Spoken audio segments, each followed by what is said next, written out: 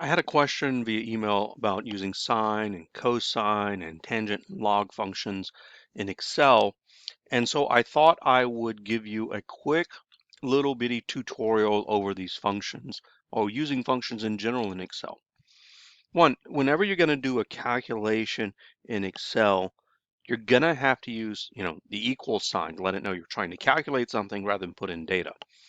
And one of the things you have available to you, let's do the sine and cosine. Let me escape here. Start over. Sine, cosine, tangent, and log. All right. So here it's really simple. The sine of a number, I'll just put in 10. Sine of 10, you just equals sine and in brackets, the number you want to take the sine of. Cosine of 10 equals cosine of 10. All right. Tangent of 10. And then log. So all of these are simple functions in Excel, and functions functions are really simple, and they're just parentheses, and then you're done. Now, here's a thing. If you look at and pay attention, all right, you just saw on this one a tooltip, log of, and so you can see over here Excel is already telling you what this function does. And there are other versions of this function out there that you can look at if you want. And when I put this, it says number and then comma and in brackets base. Those brackets mean that is an optional argument. You don't have to put it in. But if I wanted to take the log of 10 in base 2, I can do that. And the log of 10 in base 2 is different from the log of 10 in base 10. Right? So if we now take this and I'm going to say equals 2 to the, and then I put that in, what am I going to get? I'm going to get 10, right? Because the exponential and the log are inverse functions of each other. Just like here, if I put in 10 to the answer of that one, I'm of course going to get 10 again.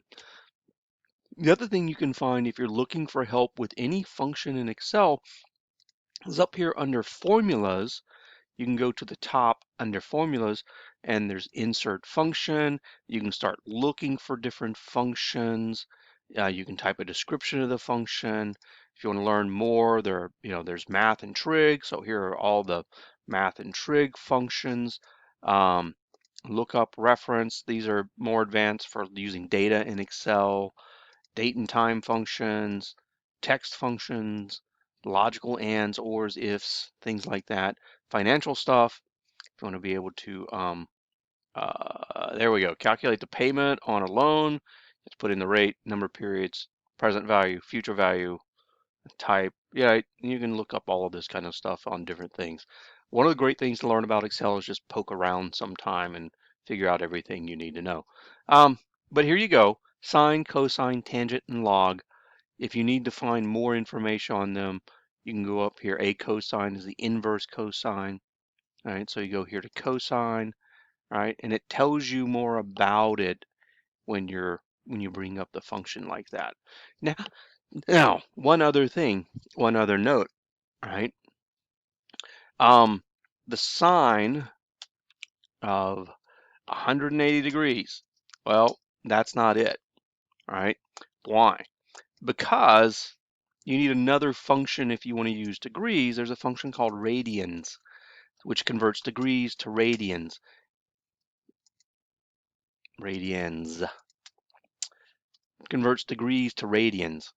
And the trig functions in Excel all take radians. So if you have something in degrees, you have to convert it using the radians function first.